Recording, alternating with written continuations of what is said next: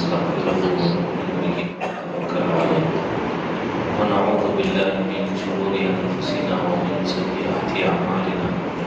من يهده الله فلا مضل له ومن يضلل فلا هادي له ونشهد أن لا إله إلا الله وحده لا شريك له ونشهد أن سيدنا وسندنا ونبينا ومولانا محمدا عبده ورسوله أما بعد فأعوذ بالله من الشيطان الرجيم بسم الله الرحمن الرحيم فمن كان يرجو لقاء ربه فليعمل عملا صالحا ولا يشرك بعبادة ربه أحدا صدق الله العظيم. معزز سامعین کرام، عزیز ساتھی و بزرگوں دوستوں، اللہ تعالیٰ اس آیت میں ارشاد فرماتے ہیں کہ جو شخص اپنے پروردگار سے ملاقات کا امیدوار ہو اس کو چاہیے کہ وہ نیک کام کرے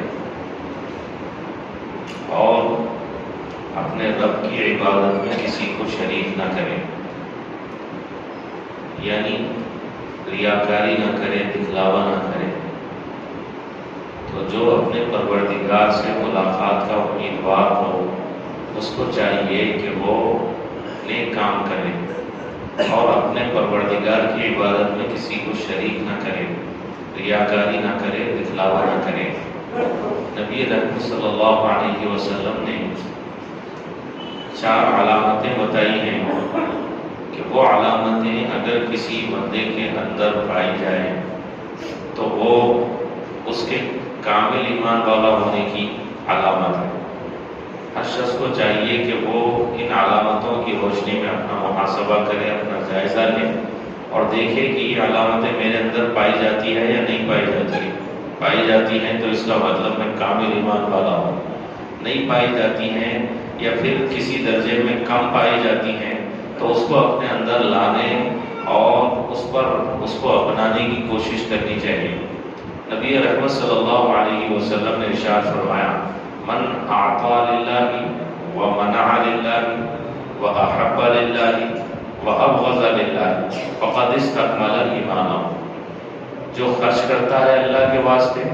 اور خرچ کرنے سے اپنے ہاتھ کو روک لیتا ہے اللہ کے واسطے، محبت کرتا ہے اللہ کے واسطے، دشمنی کرتا ہے اللہ کے واسطے، تو سمجھ لے کہ اس کا ایمان کامل ہو گیا، مکمل ہو گیا۔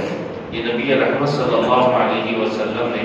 کامل ایمان والا ہونے کے لیے یہ 4 علامتیں بیان فرمائیں کہ جس کے اندر یہ 4 علامتیں پائی جاتی ہیں، یہ 4 صفات پائی جاتی ہیں، وہ بندہ کامل ایمان والا ہے۔ پہلی جو آپ نے ارشاد فرمائی علامت وہ کیا ہے؟ بندہ جب بھی خرچ کرے، جہاں بھی خرچ کرے، اللہ کے واسطے خرچ کرے،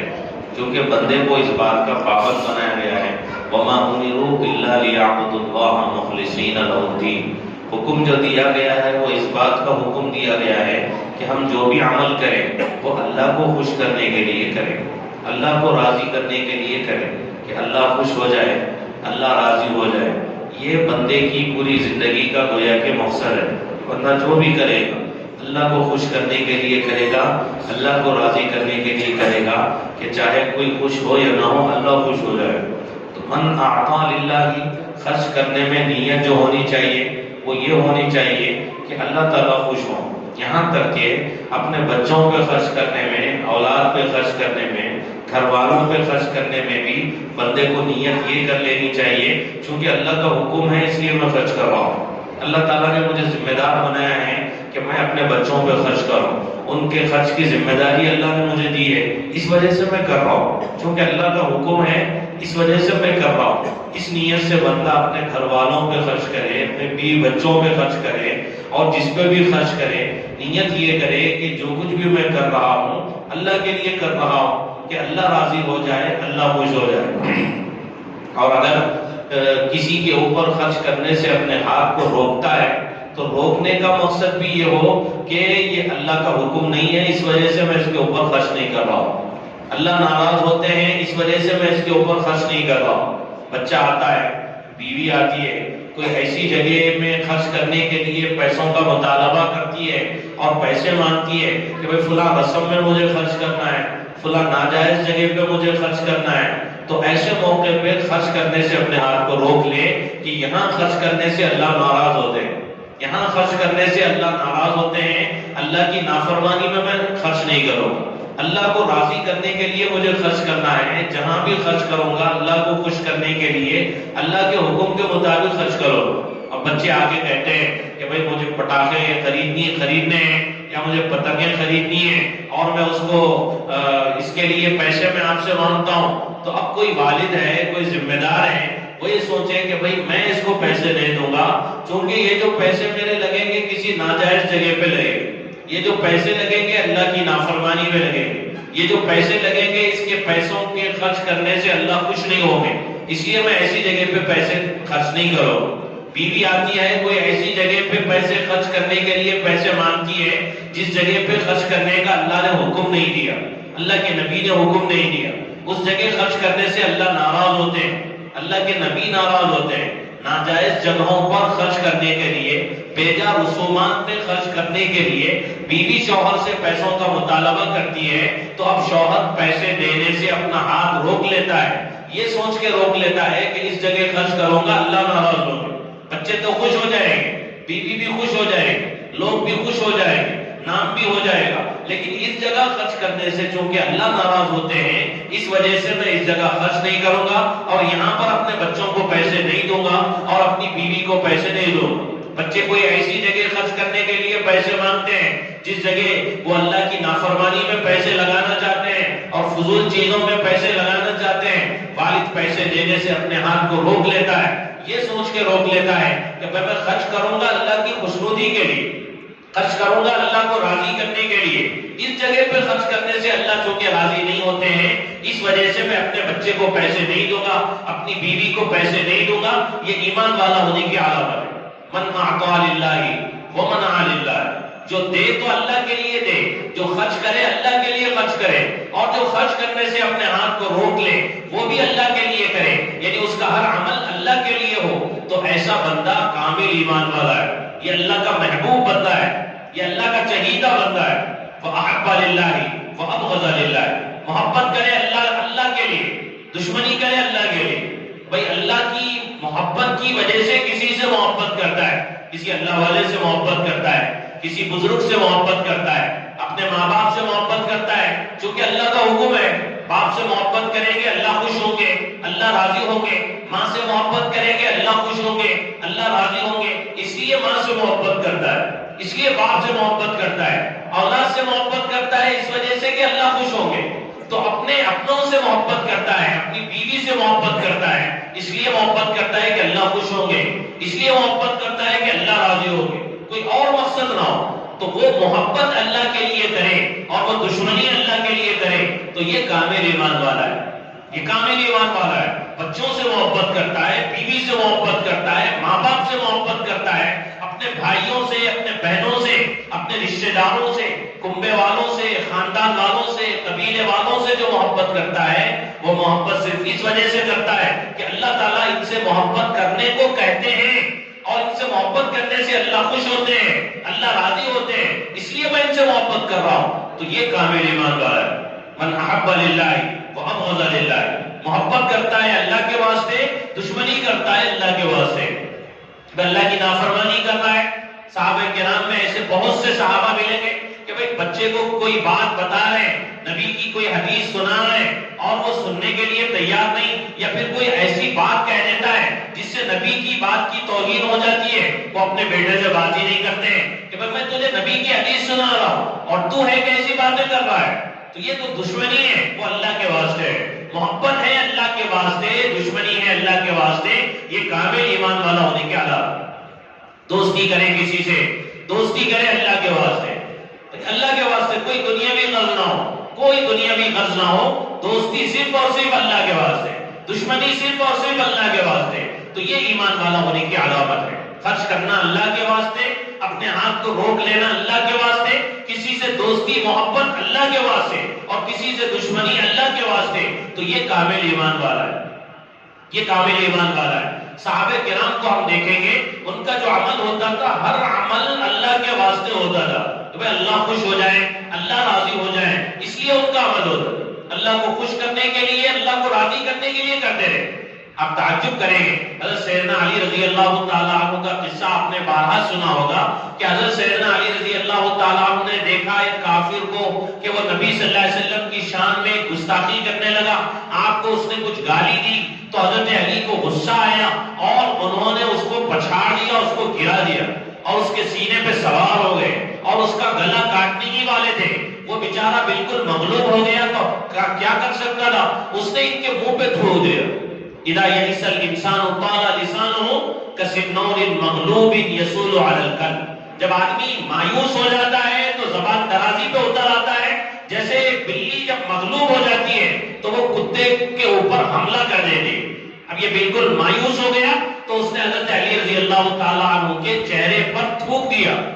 اب ظاہر بات ہے جب تھوکا گیا تو ان کو کتنا غصہ آنا چاہیے، وہ آپے سے باہر ہو جانا چاہیے، لیکن حضرت علی رضی اللہ تعالیٰ عنہ اس کے سینے پہ جو سوار تھے فوری ہٹ گئے، علیحدہ ہو گئے، اس کو چھوڑ دے۔ لوگوں نے کہا کہ بھئی اس نے تو تھوکا تھا، آپ کا غصہ اور بڑھنا چاہیے تھا، اس سے بدلہ لینا چاہیے تھا، انتقام لینا چاہیے تھا، لیکن آپ نے ایسا کیوں کیا کہ اس نے تھوک دیا تو آپ ہٹ گئے اور علیحدہ ہو گئے۔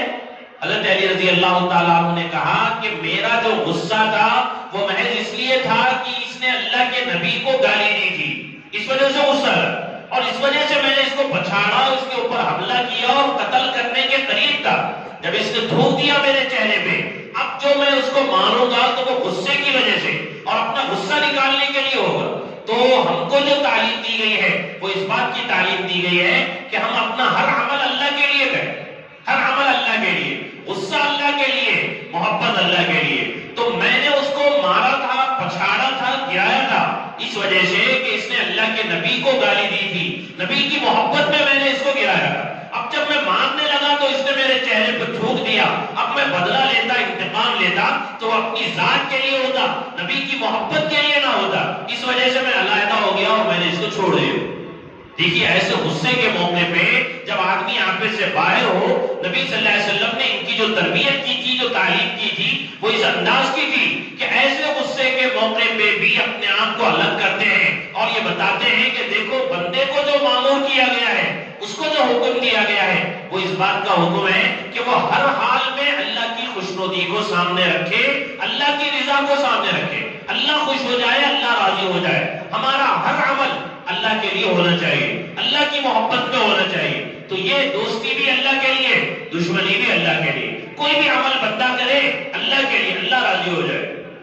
تو یہ حضرت سیدنا علی رضی اللہ تعالیٰ عنہ ہے، اور اپنے غصے کے موقع پہ اپنے آپ کو الگ کر کے وہ یہ بتا رہے ہیں کہ دیکھو کوئی قدم، کوئی بھی عمل اللہ کی خوشنودی کے خلاف میں بندے کا نہیں اٹھنا چاہیے اور نہیں ہونا چاہیے۔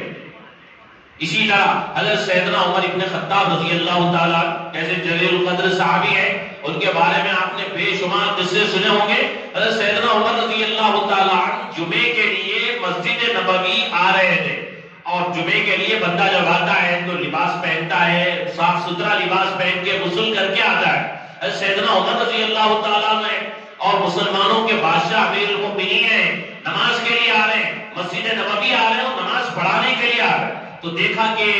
ایک پرنالہ ہے حضرت سیدنا عباس رضی اللہ تعالیٰ عنہ کے گھر کا، اور وہ پرنالے سے جو پانی ٹپک رہا ہے وہ جو ہے مسجد نبوی کی طرف میں گر رہا ہے۔ حضرت سیدنا عمر رضی اللہ تعالیٰ عنہ نے دیکھا تو فوری حضرت لوگوں سے کہا کہ بھئی یہ جو پرنالہ ہے مسجد کے اندر اس کا پانی گرے گا، اگر بارش ہوگی تو اس کو فوری نکال دیا جائے۔ پرنالہ نکال دیا۔ اب اس کے بعد میں حضرت عباس رضی اللہ تعالیٰ عنہ کو اطلاع ملی اور ان کو پتا چلا کہ حضرت سیدنا عمر رضی اللہ تعالیٰ عنہ نے جو امیر المؤمنین ہیں، بادشاہ مسلمانوں کے، ان کے گھر کا جو پرنالہ تھا جو مسجد نبوی کی طرف مسجد کے اندر کے حصے میں گر رہا تھا، حضرت سیدنا عمر رضی اللہ تعالیٰ عنہ نے اس پرنالے کو وہاں سے اکھاڑ دیا، نکلوا دیا۔ وہ دوڑے آئے حضرت عمر رضی اللہ تعالیٰ عنہ کی خدمت میں حاضر ہوئے اور کہنے لگے آپ کو پتا ہے کہ وہ جو پرنالہ تھا وہ پرنالہ اس جگہ پہ کس نے لگایا تھا؟ تو انہوں نے کہا کہ مجھے پتا نہیں۔ تو حضرت عباس رضی اللہ تعالیٰ عنہ نے کہا کہ اللہ کے نبی نے اس جگہ پہ پرنالہ لگانے کا حکم دیا تھا، اللہ کے نبی نے لگانے کا حکم دیا تھا۔ تو حضرت سیدنا عمر رضی اللہ تعالیٰ عنہ نے جب یہ سنا تو فوری حضرت عباس رضی اللہ تعالیٰ عنہ سے کہنے لگے کہ چلو اس جگہ پہ وہاں پہ گئے اور جا کے وہ جھک گئے رکوع کی شکل میں اور کہنے لگے کہ میں تم سے یہ کہتا ہوں میری پیٹھ پہ تم سوار ہو جاؤ اور اپنے ہاتھ سے اس پرنالے کو اسی جگہ پہ لگاؤ جس جگہ اس پرنالے کو لگانے کا اللہ کے نبی نے حکم دیا تھا، جس پرنالے کو لگانے کا اللہ کے نبی نے حکم دیا۔ عمر کی کیا مجال کہ اس کو اس جگہ سے نکال لے، عمر کی کیا مجال کہ عمر اس کو اس جگہ سے نکال لے۔ اس لیے تم کم سے کم مجھے سزا یہ ملنی چاہیے کہ میں اپنے آپ کو جھکاؤں اور تم میرے اوپر سوار ہو جاؤ اور اسی جگہ پہ پرنالہ لگاؤ جس جگہ پرنالہ لگانے کا اللہ کے نبی نے حکم دیا۔ دیکھیے غصہ آیا اس لیے آیا کہ جو پرنالہ ہے مسجد کے اندر آ رہا ہے، پانی گرے گا مسجد کے اندر گرے گا، یہ غصہ بھی اللہ کے لیے تھا۔ اور پھر اس کے بعد میں جب پتا چلا کہ اللہ کے نبی نے اس پرنالے کو لگانے کا حکم دیا ہے تو فوری حضرت سیدنا عمر رضی اللہ تعالیٰ اپنے آپ کو سزا میں ڈال رہے ہیں اور یہ کہہ رہے ہیں کہ بھئی میری پشت پہ سوار ہو جاؤ، میری پیٹھ پہ سوار ہو جاؤ اور اسی جگہ اس پرنالے کو لگاؤ جس جگہ پرنالہ لگانے کا اللہ کے نبی نے حکم دیا ہے۔ تو یہ جو حضرات تھے ان کی محبت اللہ کے لیے، دوستی اللہ کے لیے، دشمنی اللہ کے لیے۔ ایک ایمان والے کے لیے ضروری ہے کہ اس کا اپنا جو عمل ہو وہ صرف اور صرف اللہ کے لیے ہو۔ غصہ آئے کسی اللہ کے حکم کے ٹوٹنے پہ، نبی کے طریقے کے چھوٹنے پہ، غصہ آئے اللہ کے لیے اور محبت بھی کرے اللہ کے لیے، دوستی بھی کرے اللہ کے لیے، دشمنی بھی کرے اللہ کے لیے۔ تو یہ حضرت سیدنا عمر رضی اللہ تعالیٰ عنہ اور بزرگان دین میں ایسے سینکڑوں واقعات آپ کو ملیں گے اللہ والوں کے کہ ان کی زندگی سے، ان کے ان واقعات سے یہ چیز سمجھ میں آتی ہے کہ ان کا جو بھی عمل ہوتا تھا وہ عمل اللہ کے لیے ہوتا تھا۔ بندہ اپنا محاسبہ کرے، ہر عمل سے پہلے اپنی نیت کو درست کر لے، اس کا اپنا جو عمل ہوگا وہ اللہ کے لیے ہو۔ کھانے سے پہلے نیت درست کر لے، ضرورت کو جانے سے پہلے اپنی نیت درست کر لے، پانی کے پینے سے پہلے نیت درست کر لے، بچوں سے لاڑ کرنا ہے، پیار کرنا ہے، اپنی نیت کو درست کر لے تو وہ عمل بھی عبادت بن جائے۔ کھائے گا پیے گا، بچوں سے پیار اور محبت کرے گا، اس کا وہ عمل بھی عبادت بن جائے۔ نیت اگر درست کر لے، نیت درست کر لے تو دنیا بھی دین بن جائے۔ کاروبار کرے گا، تجارت کرے گا، آفس پہ جا کے بیٹھے گا، دکان پہ جا کے بیٹھے گا، نیت کر لے کہ اللہ نے ذمہ داری ڈالی ہے بچوں کو پالنے کی، بچوں پہ خرچ کرنے کی، بیوی کو پالنے کی، اس کے اوپر خرچ کرنے کی، بوڑھے ماں باپ کو پالنے کی، ان کے اوپر خرچ کرنے کی، اس لیے میں کاروبار کر رہا ہوں، اس لیے میں تجارت کر رہا ہوں تاکہ اللہ کا حکم پورا کر سکوں، میرے ماں باپ کی خدمت کر سکوں، بچوں کو پال سکوں، ان کے اوپر پیسہ خرچ کر سکوں، ان کی ضروریات کو پورا کر سکوں۔ اس نیت سے کوئی بندہ تجارت کرتا ہے، کاروبار کرتا ہے، دکان کھول کے بیٹھا ہے، منڈی پہ بیٹھا ہے اور آفس میں بیٹھا ہے، اس کا یہ عمل بھی عبادت ہے، اس کا یہ عمل بھی عبادت ہے۔ بندے کو چاہیے کہ اپنی نیت درست کر لے۔ ایک بہت بڑے بزرگ گزرے ہیں، حکیم مفتی ضیاء الدین صاحب رحمۃ اللہ علیہ، ایک بہت بڑے بزرگ تھے۔ انہی کے زمانے میں ایک بہت بڑے اور بزرگ تھے خواجہ نظام الدین اولیاء رحمۃ اللہ علیہ۔ یہ دونوں بڑے بزرگان دین میں سے ہیں۔ خواجہ نظام الدین اولیاء رحمۃ اللہ علیہ بہت بڑے اللہ والے ہیں، سب ان کو جانتے ہیں، سب ان کو پہچانتے ہیں، اللہ کے محبوب بندوں میں سے ہیں، نیک اور چہیتے بندوں میں سے ہیں۔ اور یہ جو تھے حکیم ضیاء الدین صاحب، یہ مفتی تھے، عالم تھے۔ حضرت خواجہ صاحب رحمۃ اللہ علیہ سماع کے قائل تھے۔ سماع کا مطلب جیسا آج کل سمجھا جا رہا ہے یہ نہیں، سماع کا مطلب یہ تھا کہ بھئی لوگ جمع ہو جائیں، کوئی اللہ کی شان میں کچھ اشعار پڑھے جائیں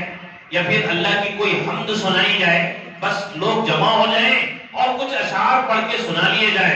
اشعار پڑھ دیے جائیں، مجمع جو بیٹھا ہوا ہے وہ اشعار کو سن لے، اللہ کی محبت میں یا نبی کی شان میں یا حمد پر مشتمل کچھ اشعار پڑھ لیے جائیں، یہ سماع ہے۔ آج کا جو سماع ہے، قوالی کو کوئی سماع کہتا ہے، ناچ گانے کی مجلسیں منعقد ہو رہی ہیں، میوزک ہے، گانے باجے ہیں، یہ کوئی سماع نہیں۔ سماع کا مطلب یہ تھا کہ کوئی اشعار پڑھے جائے نبی صلی اللہ علیہ وسلم کی محبت میں اور اللہ کی شان میں اور اللہ کی حمد پر مشتمل کچھ اشعار پڑھے جائے۔ اس کو بھی یہ جو بزرگ تھے حکیم ضیاء الدین صاحب رحمۃ اللہ علیہ اس کو بدعت کہہ رہے تھے کہ بھائی سماع کو میں بدعت سمجھتا ہوں، یہ سماع کو بدعت سمجھتے تھے۔ خواجہ نظام الدین اولیاء رحمۃ اللہ علیہ سماع کے قائل تھے۔ اب ہوا یوں کہ حکیم ضیاء الدین صاحب رحمۃ اللہ علیہ جو تھے ان کی وفات کا وقت آیا، وہ بیمار ہوئے، ان کی وفات کا وقت آیا تو حضرت خواجہ نظام الدین اولیاء رحمۃ اللہ علیہ کو پتا چلا کہ حکیم صاحب بیمار ہیں، تو یہ ان کی عیادت کے لیے گئے، ان سے ملاقات کے لیے گئے، مزاج پرسی کے لیے گئے اور گھر پہ جا کے کھڑے ہوئے دروازے پہ، جب دروازے پہ دستک دی، خادم آیا تو خادم سے انہوں نے کہا کہ جا کے حضرت سے کہو کہ خواجہ نظام الدین اولیاء عیادت کے لیے آیا، خواجہ نظام الدین آیا ہے عیادت کے لیے، مزاج پرسی کے لیے۔ اب وہ گئے، خادم جا کے انہوں نے حضرت سے کہا کہ خواجہ نظام الدین آئے ہیں آپ سے ملنے کے لیے، آپ کی عیادت کے لیے۔ تو حکیم ضیاء الدین صاحب رحمت اللہ علیہ نے کہا جاؤ جا کے خواجہ صاحب سے کہہ دو یہ میری موت کا وقت ہے، آخری وقت ہے، اس آخری وقت میں کسی بدعتی کا چہرہ دیکھنا نہیں چاہتا،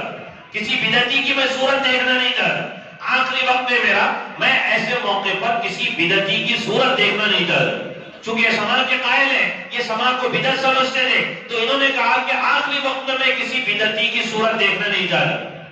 جا کے خادم نے بات بتائی کہ حضرت کہتے ہیں کہ ان کا آخری وقت ہے، مرنے کے وقت، مرتے وقت وہ کسی بدعتی کا چہرہ دیکھنا نہیں چاہتے۔ تو خواجہ نظام الدین اولیاء رحمت اللہ علیہ نے کہا کہ جاؤ حضرت سے کہو کہ بدعتی اپنی بدعت سے توبہ کرنے کے لیے آپ کے پاس آیا ہے، بدعتی اپنی بدعت سے توبہ کرنے کے لیے آپ کی خدمت میں آیا ہے۔ جب جا کے خادم نے یہ بات سنائی تو حضرت نے اپنی پگڑی اتاری اور پگڑی اتار کے خادم سے کہا کہ پگڑی بچھاؤ، اور پگڑی بچھا کے حضرت سے کہو کہ اس پگڑی کو کھدلتے ہوئے میرے پاس آئے اور مجھ سے ملاقات کر کے جائے۔ اب وہ خادم پگڑی لے گیا اور پگڑی کو اس نے بچھایا تو حضرت نے دیکھا کہ حضرت کی پگڑی میرے راستے میں بچھائی جا رہی ہے، اس پگڑی کو اٹھا لیا اور اس کو چومنے لگے اور اس کو اپنے سر پہ رکھ لیا اور اس شان سے آئے حضرت کے پاس میں اور آ کے حضرت سے ملاقات کی اور اس کے بعد میں رخصت ہوئے۔ تو یہ جو اللہ کے نیک بندے تھے، یہ جو اللہ کے محبوب بندے تھے، ان کی دوستی ہوتی تھی اللہ کے لیے، دشمنی ہوتی تھی اللہ کے لیے، ان کا ہر عمل اللہ کے لیے ہوتا تھا۔ انہوں نے سمجھا کہ بدعتی ہے، ایک ایسا عمل کر رہا ہے جس عمل کی شریعت میں کوئی گنجائش نہیں ہے، اپنی طرف سے ایک نئی چیز بنا کے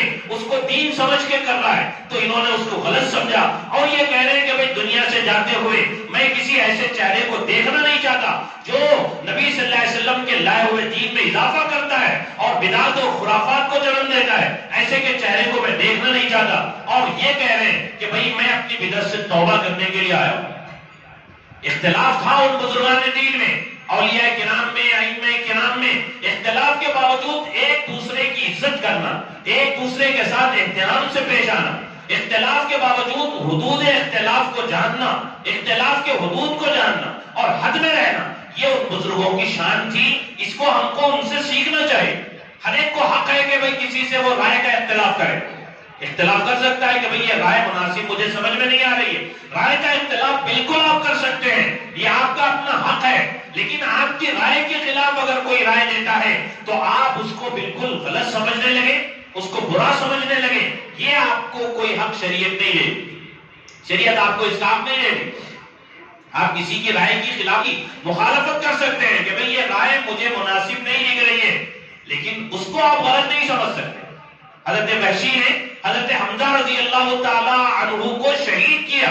اور نبی صلی اللہ علیہ وسلم کی خدمت میں آتے ہیں اور نبی ان کو اپنے سینے سے لگاتے ہیں، ان کا اکرام کرتے ہیں، ان کا اعزاز کرتے ہیں۔ کیوں؟ اس لیے کہ ان کا جو اپنا عمل تھا وہ عمل غلط تھا۔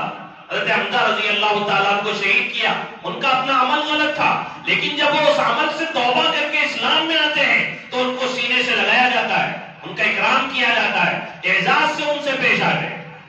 حضرت ہندا، حضرت حمزہ رضی اللہ تعالیٰ عنہ کا کلیجہ جس نے چبایا وہ اللہ کے نبی کی خدمت میں آتا ہے، وہ اللہ کے نبی کی خدمت میں آتی ہے اور ان کا بھی اکرام ہوتا ہے، ان کے بھی اسلام کو قبول کیا جاتا ہے۔ رئیس المنافقین عبداللہ ابن ابی، وہ آخری اس کا وقت ہے، ان کے بیٹے آگے کہتے ہیں کہ اللہ کے نبی میرے والد کا آخری وقت ہے، آپ اپنی چادر دے دیجئے تاکہ میں اس چادر میں اس کو کفنانا چاہتا ہوں، چادر دے دیجئے تاکہ کفن دیا جائے۔ اللہ کے نبی اپنی چادر اتار کے دے رہے، چادر اتار کے دیتے ہیں اور بیٹا کہتا ہے کہ جنازے کی نماز بھی پڑھا دیجئے، جنازے کی نماز کے لیے بھی آپ جا رہے ہیں۔ حضرت عمر سامنے آ جاتے ہیں اور کہتے ہیں کہ اللہ کے نبی آپ یہ کیا کر رہے ہیں؟ اللہ نے آپ کو منع کیا ہے، آپ ایسا مت کیجئے، منافقین کی جنازے کی نماز مت پڑھائیے۔ لیکن حضرت نبی رحمت صلی اللہ علیہ وسلم کہتے نہیں، مجھے اختیار دیا گیا ہے کہ میں ان کے لیے استغفار کروں یا نہ کروں، میں استغفار ضرور کروں، دعا ضرور کروں گا، نماز ضرور پڑھاؤں گا۔ اور قرآن کہتا ہے کہ بھئی 70 بار بھی میں ان کے لیے استغفار کروں، اللہ تعالیٰ استغفار کو قبول نہیں کریں گے۔ اگر اللہ تعالیٰ اس سے زیادہ استغفار کرنے پر میرے استغفار کو قبول کرتے تو ان کے لیے اس سے زیادہ میں استغفار کرتا. یہ نبی رحمت صلی اللہ علیہ وسلم نے اپنے عمل سے بتایا کہ بھئی دیکھو، چاہے بندہ کیسا ہی کیوں نہ ہو، اس کا عمل غلط ہو سکتا ہے، جو عمل غلط اس نے کیا وہ غلط، لیکن وہ بندہ تو صحیح ہے، اس سے محبت کی جائے اور اس سے اس کا اعزاز کیا جائے، اس کا اکرام کیا جائے. تو نبی رحمت صلی اللہ علیہ وسلم کی جو حدیث کہ بندہ خرچ کرے اللہ کے واسطے اور خرچ کرنے سے اپنے ہاتھ کو روکے اللہ کے واسطے، محبت کرے اللہ کے واسطے، دشمنی کرے اللہ کے واسطے، تو اس کا ایمان کامل اور مکمل ہے. اس کا ایمان کامل اور مکمل ہے. تو جو بھی ہمارا اپنا عمل ہو اللہ کے لیے ہونا چاہیے، اللہ کی خوشنودی کے لیے، اللہ کو راضی کرنے کے لیے، اللہ کو خوش کرنے کے لیے ہمارا ہر عمل ہو، تب جا کے سمجھا جائے گا کہ ہم کامل ایمان والے ہیں. اللہ سے دعا ہے جو کچھ کہا گیا اس پر عمل کی توفیق نصیب فرمائے. آمین. واخر دعوانا